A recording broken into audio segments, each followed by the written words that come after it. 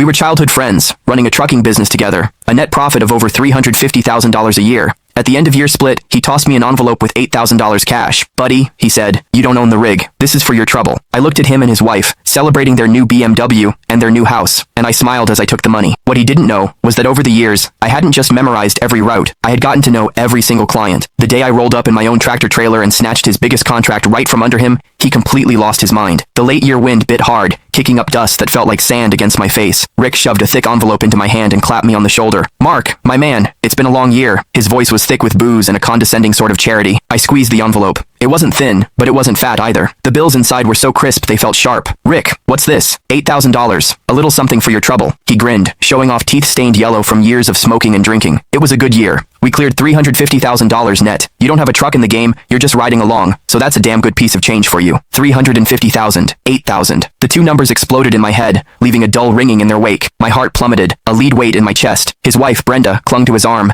dangling the keys to a brand new BMW. The blue and white logo seemed to burn into my eyes. Mark, you just keep working hard for my Rick next year, and we'll take care of you. Her hand, with its fire engine red nails, fished a set of house keys from her purse. She tapped them against the floor plan of their new home. This one's 1,800 square feet. We close next week. You'll have to come to the housewarming. I watched the raw, unfiltered happiness and pride spilling off them. I felt like a ghost at their feast, a complete and utter joke. I forced the corners of my mouth into a smile that felt like cracking plaster. Thanks, Rick. Thanks, Brenda. I stuffed the $8,000 into my pocket. My hands were steady, but my fingernails were digging so deep into my palms, I thought I might draw blood. The dinner was at the nicest steakhouse in town. The private room was stuffy with heat, and the food on the table was arranged like art. I had zero appetite. My mind drifted back to the endless days and nights on the road. The summers, when the cab was a steam box with no AC, and I had to chug lukewarm water and pinch my own thigh just to stay awake. The winters, when we were snowed in on some godforsaken mountain pass, gnawing on frozen sandwiches for 2 straight days. I once drove for 3 days straight to make a rush delivery, my eyes so bloodshot the whole world seemed to shimmer and shake. And where was Rick during all of that? He was at home, tucked into his warm bed, AC blasting, making the occasional phone call to manage me remotely. Mark, keep an eye on that load. Can't have any issues.